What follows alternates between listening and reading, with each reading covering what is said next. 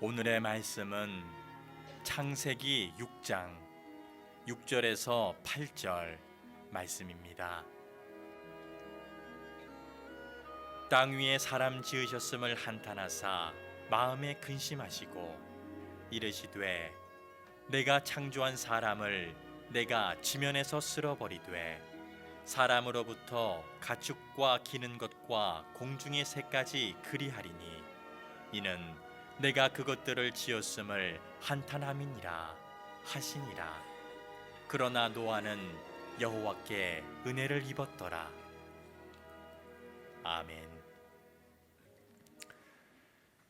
부모님들의 사랑의 마음을 가장 공감하는 말이 있습니다. 10손가락 깨물어 안 아픈 손가락 없다. 자녀를 향한 부모들의 애틋한 사랑의 마음을 표현한 단어입니다. 그러나 더 명언이 있더라고요. 10손가락 깨물어 안 아픈 손가락은 없지만 더 아픈 손가락은 있다. 유독 그 자녀에게 조금 더 정이 가고 그리고 마음이 쓰이고 좀 안타깝고 애처롭고 그런 자녀가 더 있죠. 물론 기준은 저마다 좀 다르겠지만 분명히 부모들에겐 그런 자녀가 존재하는 건 사실인 것 같습니다. 하나님도 그런 것 같습니다. 모든 사람 모든 피조물을 하나님이 사랑하시지만 성경에 보면 왠지 더 마음이 가고 눈길이 가고 그래서 조금 더 밟히는 성도가 있는 것 같아요. 쭉 성경을 보면 그 시대마다 하나님이 유독 더 그 사람에게 마음과 시선이 머무는 성도들이 있었던 것 같아요. 여러 인물들 가운데 오늘 우리가 살펴볼 노아라고 하는 사람도 대표적인 사람이죠. 몇 주 동안 노아에 대한 설교를 계속할 건데 인류가 홍수로 심판을 받는 가운데서도 유일하게 하나님의 보호 아래 살아남고 그의 가족이 구원을 받는 노아는 어떻게 모두가 심판을 받는 그 가운데 하나님의 보호 속에 구원받을 수 있었을까? 지금 우리가 창세기를 쭉 1장부터 오면서 하나님이 인류를 창조하시고 아담을 지으신 다음에 그가 범죄함으로 에덴 동산을 쫓겨나면서 가인과 아벨로부터 이 세상의 문화가 완전히 바뀌게 됩니다. 가인이 동생 아벨을 죽인 다음에 집을 떠나면서 선언하죠. 나는 하나님 없이 살겠다. 그래서 하나님을 대적하고 자기의 힘으로 사람의 힘으로 문화와 문명과 도시를 만들면서 세력을 키워갑니다. 그러나 아담이 회개하고 아벨이 없는 대신 셋을 얻어서 그 셋의 자손들을 통해서 그래도 하나님의 언약의 백성임을 잊지 않고 살아가려고 몸부림을 치죠. 그래서 어찌 보면 지구상에는 가인의 자손들과 아담 이후의 셋의 자손들로 양분되어서 살아갑니다. 그리고 오늘 창세기 6장에 오면 아담으로부터 시작한 인류가 9대 노아 장손까지 오면서 세월이 1500년이 지나요. 급격하게 인구가 늘죠. 아마도 인류 역사에 가장 인구가 많이 늘어난 시기 중에 하나일 거예요. 엄청나게 인구가 늘어갑니다. 물론 그동안에도 가인의 후손들을 통해서 하나님이 싫어하시고 하나님이 원하지 않는 많은 죄악들이 있었지만 하나님은 그래도 셋의 자손들이 하나님 앞에 예배하고 하나님을 의지했기에 그들을 바라보며 죄 많은 세상에 대해서 인내하고 그들 때문에 하나님이 이 세상을 그래도 심판하지 않고 견디시는 거예요. 그런데 노아 시대에 오면서 걷잡을 수 없이 죄가 만연해지게 됩니다. 여러 가지 죄악 가운데 하나님께서 더 이상은 안 되겠다. 그리고 결심하시게 된 대표적인 몇 가지를 오늘 성경에서 소개합니다. 첫째는 이제 인구가 급속도로 늘어나면서 여러 사람들이 생기면서 특별히 하나님의 마음은 예배하고 하나님의 백성으로 사는 이 사람들에 대한 관심이에요. 근데 이 사람들이 어느덧 이 세속적인 가인의 자손들의 삶을 보고 부러워하면서 자꾸 영향을 받기 시작해요. 그래서 예배 드리는 것이 이제는 의무적이고 신앙생활이 귀찮아지고 불편해지면서 자꾸 세속적인 삶을 사는 가인의 후손들과 어울리는 거예요. 그러다 보니까 하나님을 잊고 사는 게 익숙한 거예요. 여러분, 사람은 편안해지면 그게 익숙해지는 거거든요. 늘 예배드리고 말씀 보고 기도하다가 어느 날 그걸 안 하면 안 하는 게 익숙한 거예요. 그러니까 사람들이 점점 그 하나님 앞에 거룩하게 살던 삶들이 자꾸 세속적으로 물들면서 이젠 하나님을 잊고 사는 게 너무 당연해지는 거예요. 이게 이제 첫째, 하나님이 이 세상을 심각하게 보시게 된 이유예요. 세상은 그렇다 치고 하나님을 예배하는 셋의 자녀들이 하나님의 기대였고 희망이었는데 그들까지 무너지니까 더 이상 이 세상에 대한 희망이 사라지는 거예요. 오늘 성경에 보니까 그 아담의 후손들 가운데 셋의 후손들이 가인의 후손들과 결혼을 해요. 근데 이게 왜 문제냐? 이미 가인의 후손들은 자기들만의 문명과 도시와 세속적인 세상을 만들면서 이미 성경에 언급됐듯이 일부 다처제라든지 동성애 이런 게 판을 치고 있었거든요. 그러니까 셋의 후손들이 그런 사람들과 결혼을 하고 그런 사람들과 어울린다는 것은 그런 것을 아무렇지도 않게 받아들인다는 거죠. 자, 그러니까 믿음을 지켰던 아담 이후에 쭉 믿음을 지켰던 그들의 그 신앙이 한순간에 와르르 무너지는 거예요. 4절에 보니까 하나님의 아들들이 사람의 딸들에게로 들어와 자식을 낳았으니 그들은 용사라 고대의 명성이 있는 사람들이었더라. 또 심각하게 본 죄악 중에 하나가 뭐냐면 그 당시에 사람들은 어떤 사람을 제일 영웅으로 생각하고 부러워하느냐? 네피림이라고 해서, 네피림이라는 말은 거인이라는 뜻이에요. 그러니까 고대 사회에서 왜 우리 무슨 그 칼 잘 쓰고 힘센 사람을 사람들이 영웅으로 생각하듯 이 시대는 사람 많이 죽이고 힘으로 상대를 제압하고 폭력으로 전쟁으로 자기들의 힘을 과시하는 사람이 영웅이고 승자고 그런 것들이 완전히 만연해졌다는 거예요. 여러분 생각해 보세요. 세상이 남을 죽여서 그 사람이 영웅이 되고 살인을 밥 먹듯이 하는 사람을 박수받고 그런 사람을 이 꼭대기에 가장 부러워하는 자리에 세우는 세상이 정상이겠습니까? 그런데 그걸 너무나 당연하게 생각하는 시대.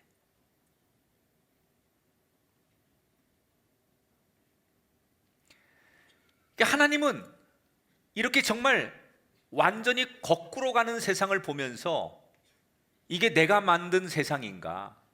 내가 만든 피조물들인가? 차라리 창조하지 않았으면 좋았을 텐데 라는 후회를 하기 시작하는 거예요. 근데 제가 이 말씀을 묵상하면서 이런 생각이 들었어요. 소돔성이 죄가 많아서 멸망한 게 맞는 것 같지만 거꾸로 뒤집으면 의인 10명이 없어서 망하는 거 아닙니까? 노아 홍수 시대의 이 멸망은 그들이 타락하고 죄가 많아서 하나님이 물로 심판하시는 게 맞지만 뒤집어 말하면 하나님의 기대였고 하나님의 희망이었던 셋의 자손들마저도 하나님을 의지하지 않고 가인의 자손들과 어울려서 세상을 의지하고 하나님 없이도 살 수 있어라고 선언한 가인의 자손들과 똑같이 사는 하나님이 믿었던 그 사람들이 신앙을 잃고 믿음을 잃기 때문에 그 땅이 심판을 받는 거 아니냐는 거예요. 우리 가정에 하나님의 시선이 나 때문에 그 마음이 나를 바라봄으로 우리 가정을 지키실 수 있어야 되고, 우리 교회가 이 세상에서 궁극적으로 어떤 역할을 해야 되느냐. 세상은 많은 죄악이 있고 세상 사람들은 하나님을 부정합니다. 그러나 하나님의 시선이 우리 교회를 향하여 머물러 계시고 우리 교회를 향한 기대가 여전히 있기 때문에 우리 교회로 인하여 세상을 더 이상 하나님께서 멸망시키지 않고 기다려 주시는 것, 이것이 우리 교회들의 역할이고 이것이 그리스도인의 역할이라는 거예요. 그런데 그런 기대를 가졌던 하나님의 기대였던 이 셋의 후손들이 완전히 가인의 문화에 점령당하는 거예요. 더 이상 희망이 없어요. 이때 하나님이 결심합니다.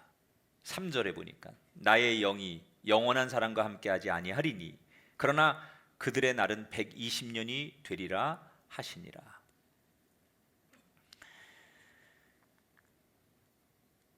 심판하기로 결심하셨다는 거예요. 그런데 여기 흥미로운 표현 하나가 나와요. 그러나 그들의 날은 120년이 되리라 하시니라. 바로 심판하지 않고 120년을 기다린 뒤에 심판하시겠다라고 말씀하셨어요. 아니, 지금 완전히 정말 가장 인류 역사상의 가장 죄가 극적이고 타락해서 더 이상 희망이 없는 이것을 당장 심판하는 것이 아니라 왜 하나님은 120년을 기다리신 걸까? 두 가지 이유가 있어요. 하나는 이게 하나님의 속성이죠. 은혜의 하나님, 사랑의 하나님. 120년이라고 하는 시간을 주는 것은 지금이라도 돌이켜 회개하라고 하는 기회를 주시는 거예요. 저는 문득 제가 이 설교를 쭉 준비하다가 제 마음에 이런 생각이 꽂혔어요. 오늘 추수감사절인데 우리가 추수감사절에 감사할 제목들 가운데 가장 큰 감사 제목은 내 생명이 지금 여기에 누리고 있다는 거죠. 우리가 누리고 있는 것 가운데 가장 큰 것 중에 하나는 생명을 누리고 있다는 거예요.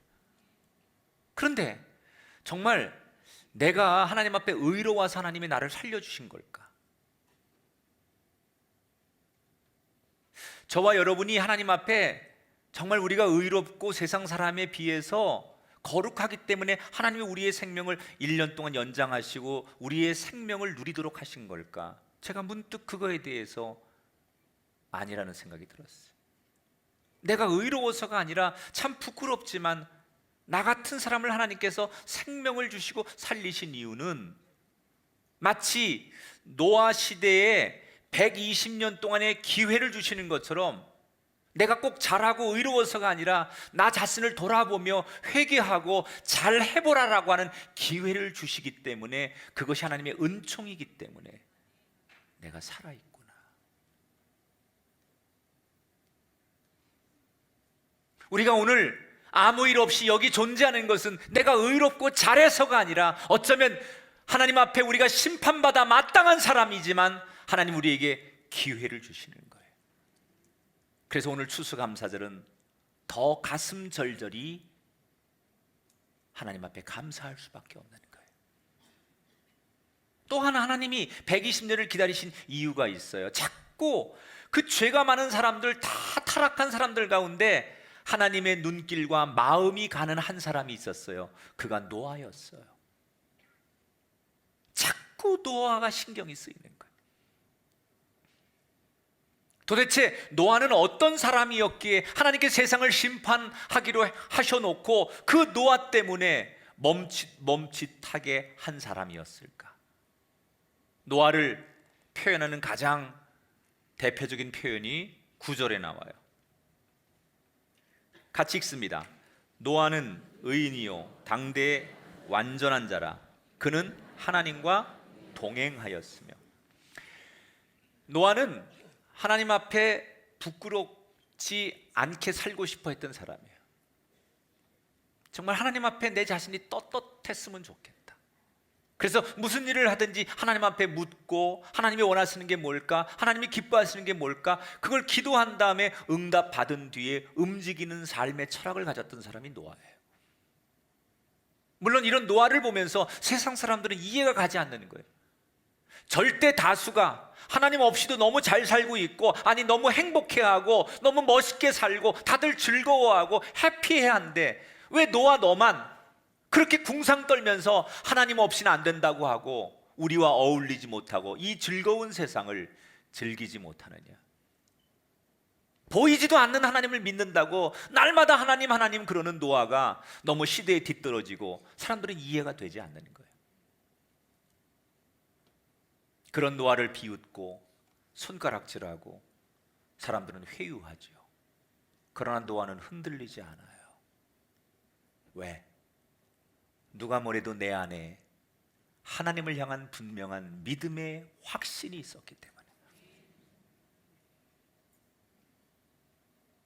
우리 눈에 하나님이 보이지 않지만 하나님은 살아계시고 지금도 나를 지켜보고 계신다. 나는 사람에게 잘 보이는 것보다는 그 겉모습, 사람들의 평가에 연연하지 않고 하나님 앞에 내 내면 영혼이 건강하고 내 영혼이 신령한 삶이 되기를 원한다. 사람들이 볼 때는 한심했지만 하나님 보실 땐 너무 기가 막힌 거예요. 절대 다수가 다 겉모습 앞에, 사람들 앞에 잘 보이고 세상에 다 물들어서 휩쓸려 갈 때 노아만큼은 하나님 한 분에게 내 영혼이 떳떳하게 살고 싶어서 몸부림치는 그 모습을 보시면서 하나님 눈으로 볼 때는 이 노아가 너무나 애틋한 거예요.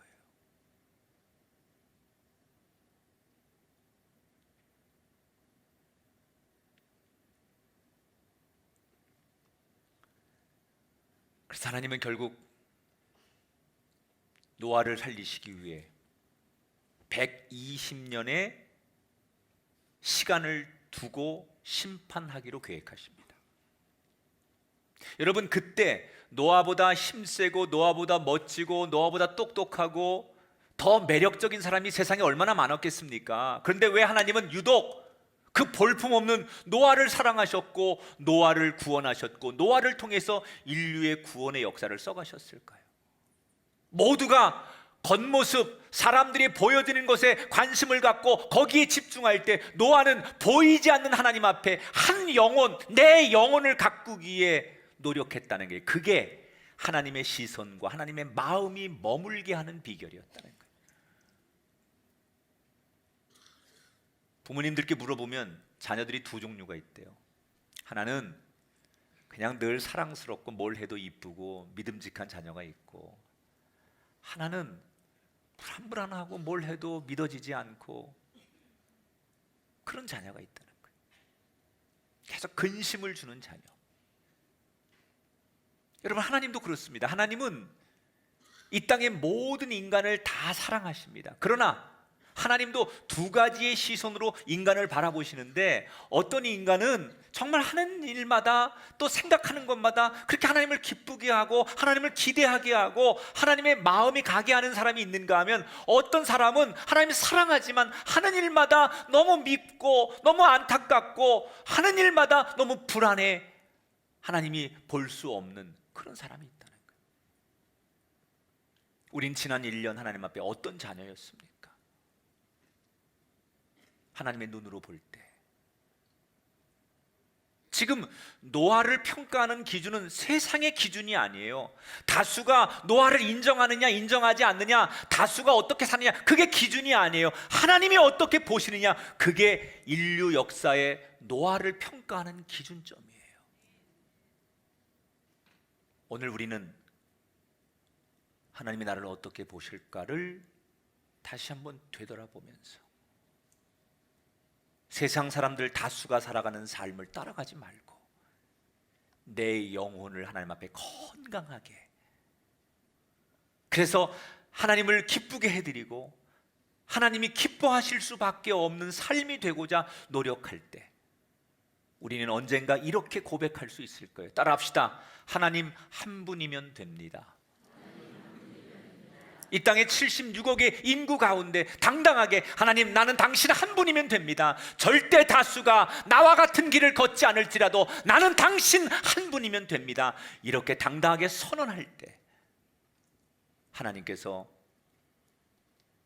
노아에게 마음과 시선을 주셨듯이 저와 여러분의 삶에 그 마음, 그 시선을 주실 줄 믿습니다. 이런 이유에서 하나님께서 노아를 건지시기로 결정하고 어느 날 작정하신 그 계획을 노아에게 하나님이 다 말씀하는 거예요. 앞으로 120년 뒤에 홍수로 세상을 심판할 텐데 너는 그 사이에 방주를 만들어라.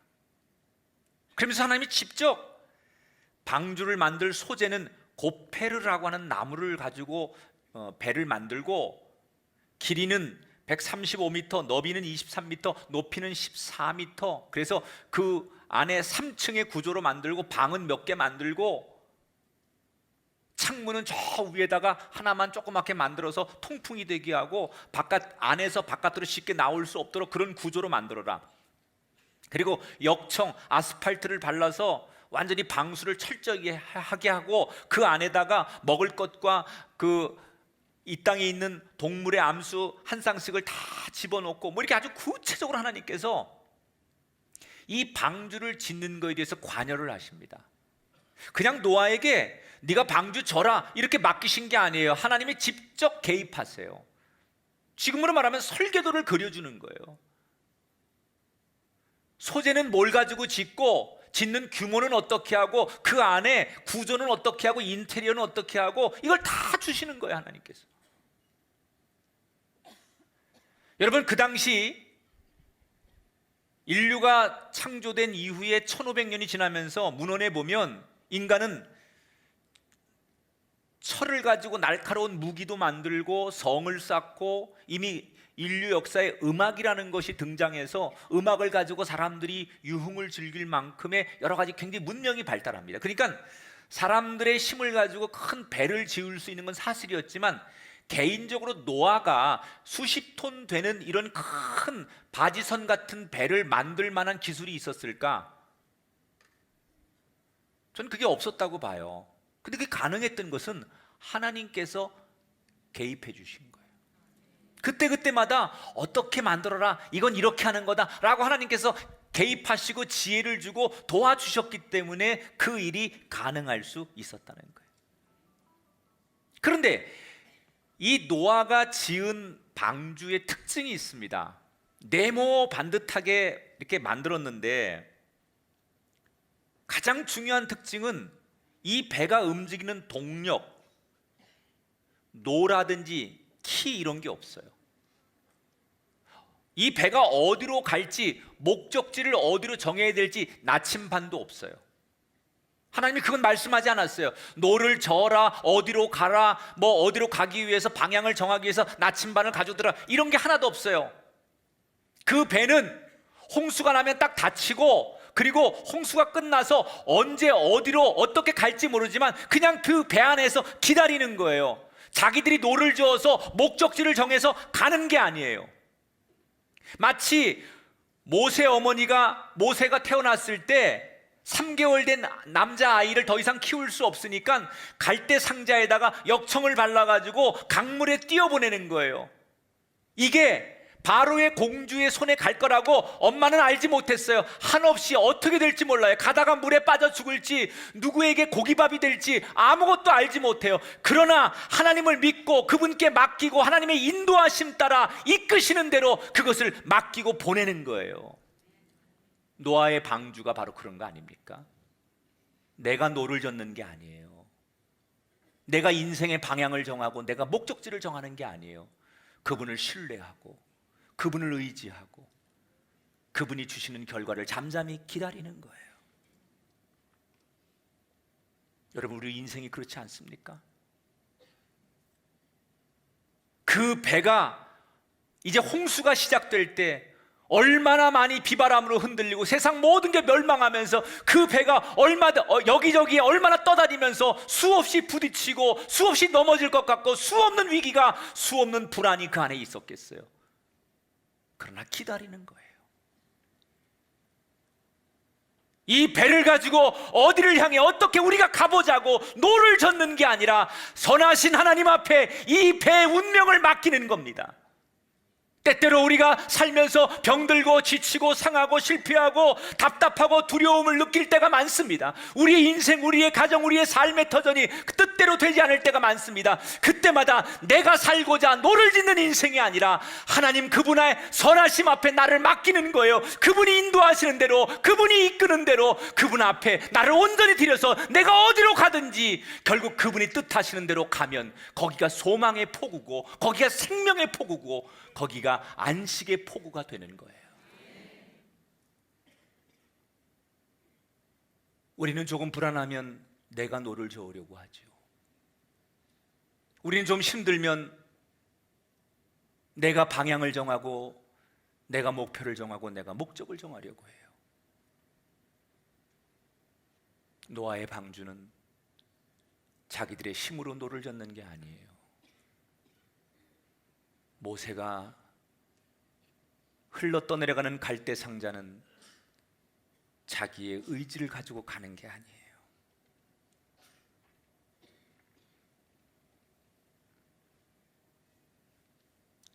하나님께서 방주가 완성되면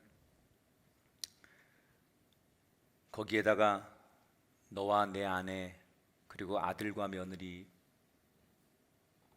그리고 동물마다 암수 한 쌍씩을 방주에 넣어라, 이렇게 말씀하셨어요.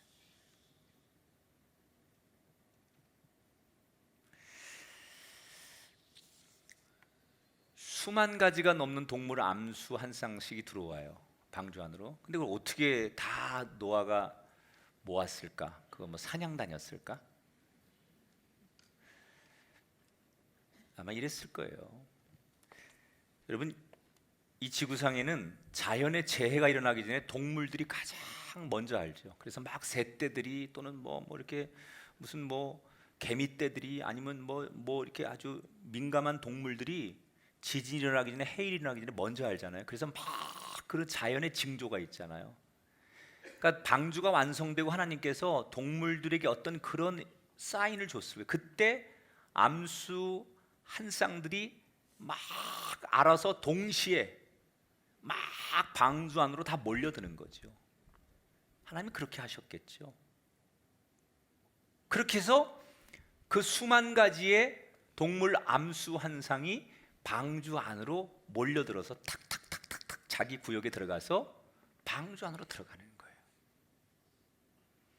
근데 하나님께서 이런 이제 완벽하게 노아 방주를 지은 다음에 그 안에 어떤 양식을 얼만큼 준비하고 뭐 어떻게 생활해야 되고 구체적으로 그렇게 다 말씀을 하시고 하나님이 사라지십니다. 이때 노아가 하나님의 말씀을 듣고 확신에 거하지 못하고 잠깐 흔들려요. 왜 흔들리느냐? 노아가 두 가지 이유에서 하나님이 주신 말씀 앞에 머뭇거리게 되는데, 첫 번째는 하나님이 홍수로 세상을 심판한다는 이야기 때문이었어요. 아니, 지금 아침이면 해가 탁 떠오르고 저녁이면 해가 지는데 어제도 일주일 전도 작년에도 똑같았어요. 그리고 오늘도 똑같아요. 분명히 내일도 똑같을 거예요. 세상은 여전히 아침이 되면 해가 뜨고 저녁이 되면 해가 지면서 아름다운 세상이, 멀쩡하게 세상이 잘 돌아가고 있는 거예요. 어제도 오늘도 내일도 아무 문제 없이 세상이 잘 돌아가고 있는데, 이런 멀쩡한 세상에 하나님이 얼마 뒤에 이 세상이 망한다는 거예요. 그것도 사랑의 하나님에 의해서. 노아는 현실적으로 하나님이 말씀하셨지만 이게 와닿지 않는 거예요. 노아는 처음으로 홍수라는 걸 경험하는 거예요. 그런 걸 경험해 보지 못했어요. 상상이 안 되는 거예요. 아니, 세상이 비록 가인의 후손들에 의해서 타락하고 세상에 죄를 많이 짓는 건 사실이지만, 그렇다고 세상이 너무 멀쩡하게 잘 돌아가잖아요. 아무 문제 없잖아요. 어제도 그제도 지금도 앞으로도 그럴 거예요. 그렇게 믿고 있는 세상, 그렇게 바라보고 있는 세상이 갑자기 어느 날 모든 게 다 멸망한다고 하니까 그게 쉽게 와닿지 않는 거예요.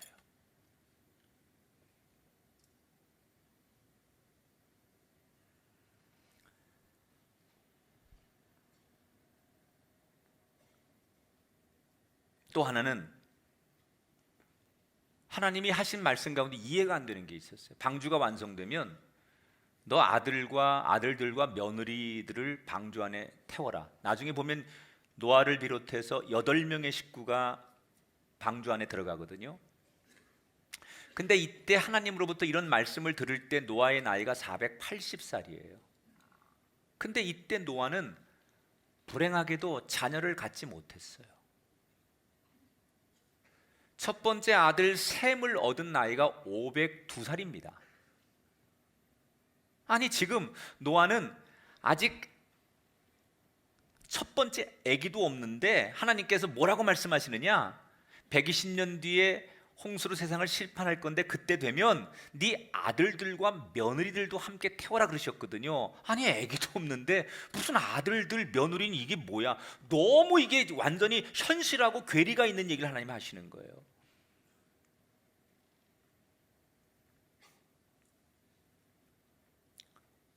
이게 도대체 하나님 말씀하셨지만 내가 이걸 믿어야 될지 그 말씀 앞에 순종해야 될지 잠시 머뭇거릴 때 그 갈등을 치유하는 게 뭐였을까요?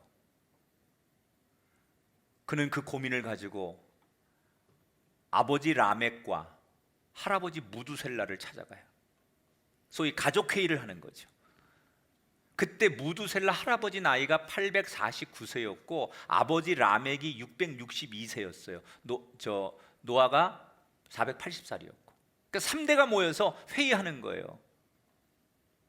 노아가 아니 지금 현실이 이런데 세상이 심판할 거라는데 이게 정말 가능한 얘기일까요? 또 하나님께서 이렇게 명령하셨는데 나는 아들도 없는데 아들들과 며느리까지 다 태우라는데 이게 앞으로 일어날 수 있는 일일까요? 현실적일까요? 뭐 이런 얘기를 가지고 자기는 너무 헷갈린다고 신앙적 갈등을 얘기할 때 그의 아버지 라멕과 할아버지 무두셀라가 뭐라고 했을까요?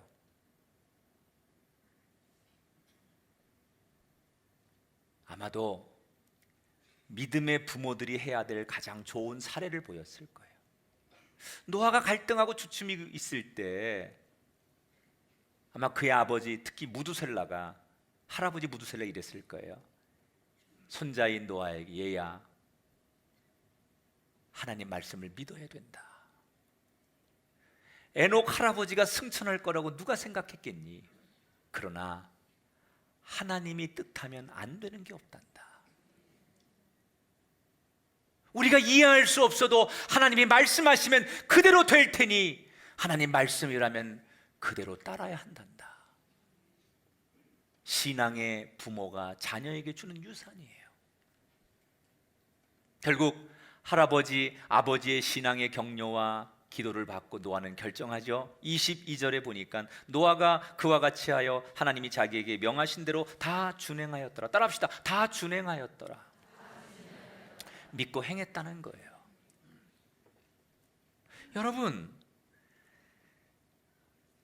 3대가 모여서 말 안 된다고 생각할 때 할아버지와 아버지가 하나님 말씀은 그대로 된다라고 얘기했어요.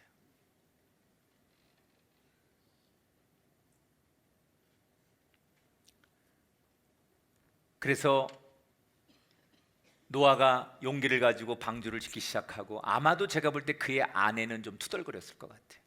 바가지 긁었을 것 같아요. 당신한테 시집 와가지고 평생 내가 이렇게 살아야 되냐고. 그러나 노구를 이끈 그 할아버지와 아버지가 노아를 도와서 나무를 함께 나르고 그리고 함께 배를 만들기 시작해요. 사람들이 그런 노아를 이해 못하는 거예요. 이렇게 날씨 좋고 이렇게 세상 살기 좋은데 하나님이 물로 세상을 심판한다고 저 산꼭대기에다가 나무를 가져다가 배를 짓는 노아의 가족을 보면서 시대에 뒤떨어지고 현실성 없는 노아의 가족을 보면서 제정신이 아니라고 사람들은 다 혀를 찹니다. 그러나 노아의 가족들은 시간만 되면 그 세상 사람들을 설득했겠죠. 하나님이 이렇게 말씀하셨으니 대비해야 됩니다. 지금이라도 하나님께 돌아와야 합니다. 수없이 전도하고 수없이 하나님의 뜻을 전했어요. 그러나 아무도 그 이야기를 귀담아 듣거나 공감해 주지 않았어요. 이것을 가리켜서 영적인 무감각이라고 해요. 피리를 불고 곡을 해도 춤을 추거나 울지 않는 세대. 여러분, 우리가 세상에 나가서 아무리 복음을 전하고 하나님의 살아계심을 전하고 내가 만난 주님을 증거해도 누구도 내 이야기에 관심을 갖지 않죠. 공감하지 않죠. 들으려고 하지 않죠. 그래서 점점점 우리가 전하는 복음이 어렵고 세상에 나가서 전도하는 게 어렵다고 말해요. 왜? 영적으로 점점점 무감각해지기 때문에. 그리스도인에게 최고의 행복은 영적으로 예민해지는 거예요. 바람이 불면 그 바람을 느낄 만큼의 예민함. 하나님이 말씀하시는데, 하나님이 경고하는데, 하나님이 다가오는데 영적으로 무감각하기 때문에 어떤 것도 느끼지 못하는 것보다는 그 하나님이 말씀하실 때마다 그 말씀이 나를 다시 창조하게 하고, 내가 찬양할 때마다 내 잠자던 영혼이 깨어나야 되고, 내가 기도할 때마다 하늘의 문을 열 수 있을 만큼 그 기도가 힘 있는 기도가 되려면 영적으로 민감해져야 된다는 거예요.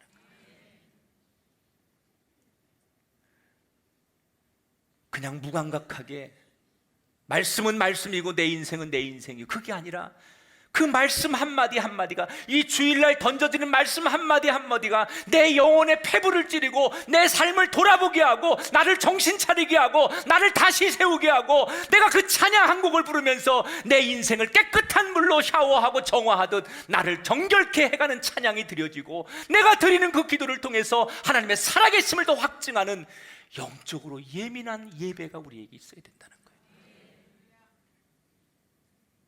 예배를 안 드려도 아무 상관이 없고, 말씀을 듣지 않아도 아무 상관이 없고, 찬양과 기도 없이도 살아가는데 아무 지장 없는 삶, 그것은 문제가 없는 것이 아니라 내가 영적으로 무감각해지고 둔해지고 있는 노아 시대의 사람들과 똑같아지는 거예요.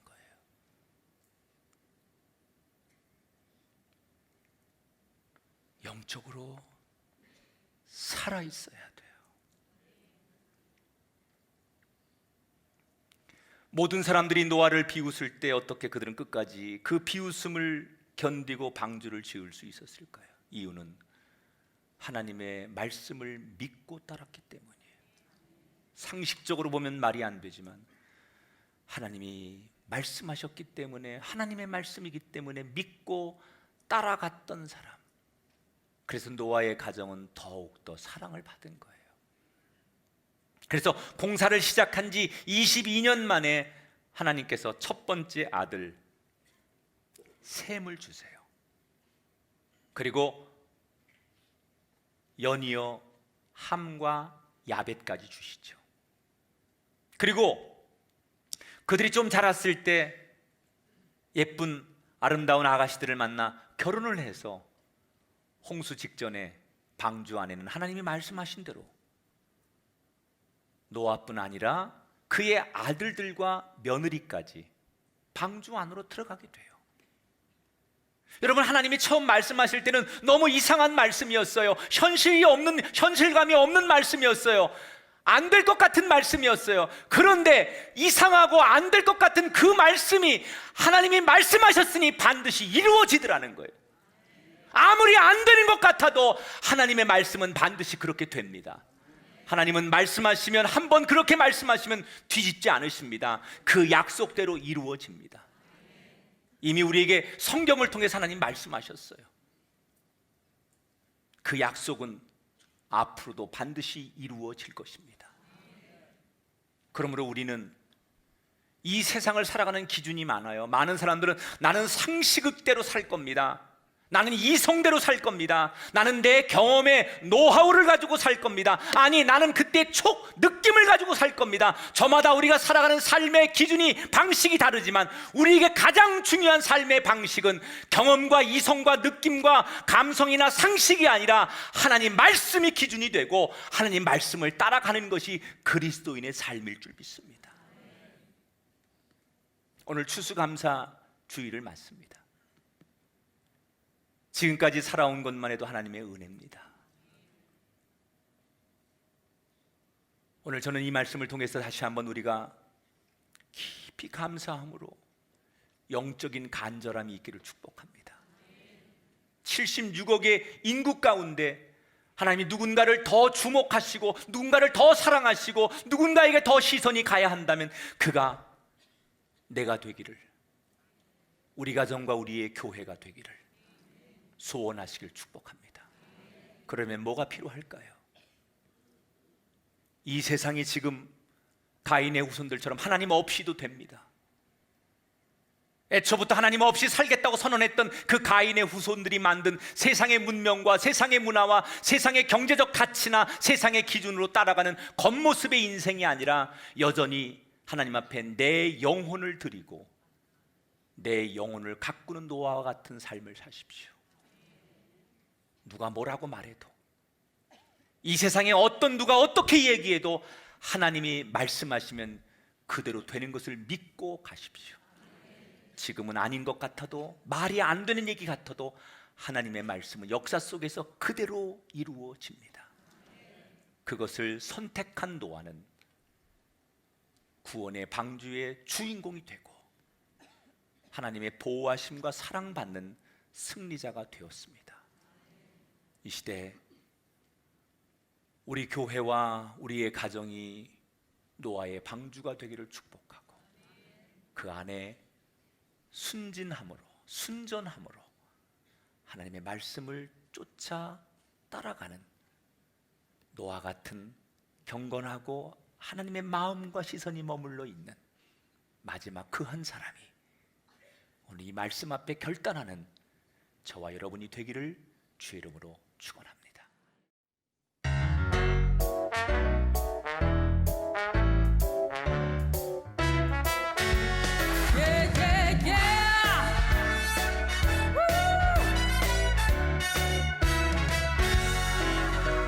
사람을 보며 세상을 볼 때 만족할 수 없었네.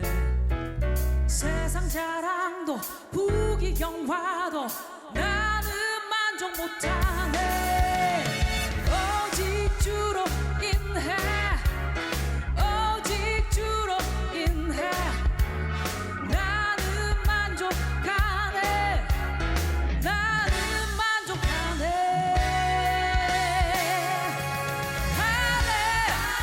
할렐루야, 살아계신 주 찬송해.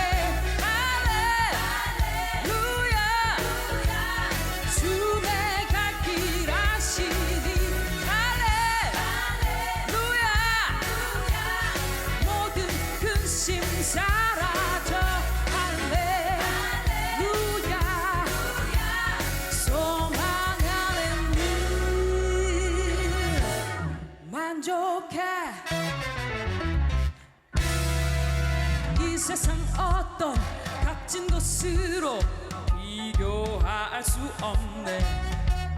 천지 지으신 만물의 주가 나를 사랑하시니. 오직 주로 인해, 오직 주로 인해 나는 만족하네. 나는 만족하네. Everybody, 할렐루야, 살아계신 주 찬송해. 할렐루야, 주의 갈 길 아시니. 할렐루야, 모든 근심 사라져. 할렐루야, 소망 안에 늘.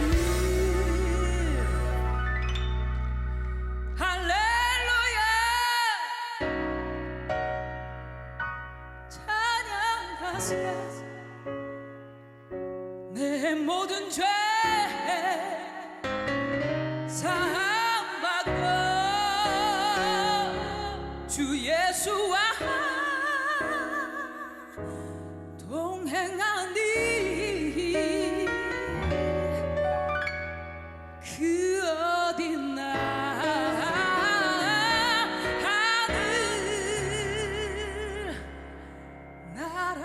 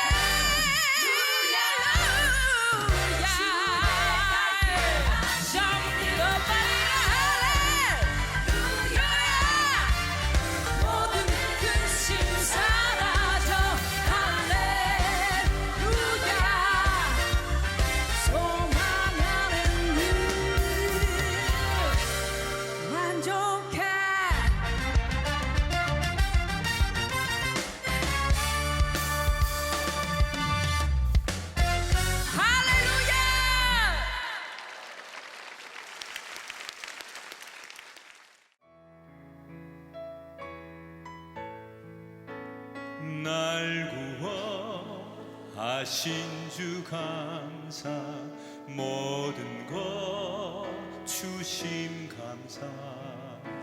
지난 추억이네 감사, 주 내 곁에 계시네. 향기로운 봄철의 감사, 외로운 가을날 감사. 사라진 눈물도 감사. 나의 영혼 평안해 응답하신 기도 감사. 거절하신 것 감사. 헤쳐나온 풍랑 감사. 모든 것 채우시네. 아픔과 기쁨도 감사. 절망 중 위로 감사. 증량 못할 은혜 감사. 크신 사랑 감사해. 길가에 장미꽃 감사. 장미가시도 감사. 따스한 가정 희망 주신 것 감사. 기쁨과 슬픔도 감사. 하늘 평안을 감사. 내일의 희망을 감사. 영원토록 감사해.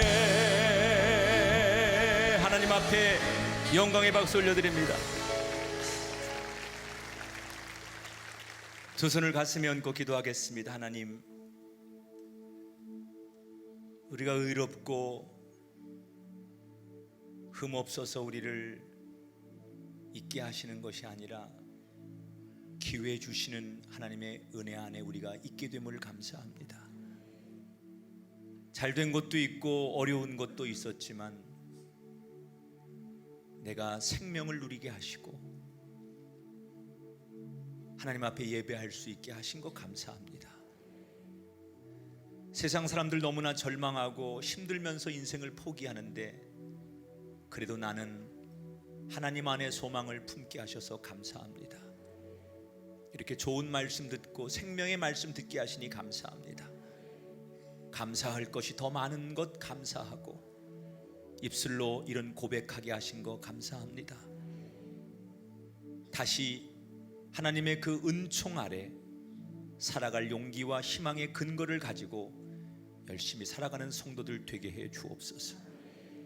세상은 삶이 너무나 막막하고 무겁고 버거운 사람들이 많습니다. 먹고 사는 문제로 또는 사람과 사람이 만나지는 문제로 상처받고 아파하는 사람들이 너무 많습니다.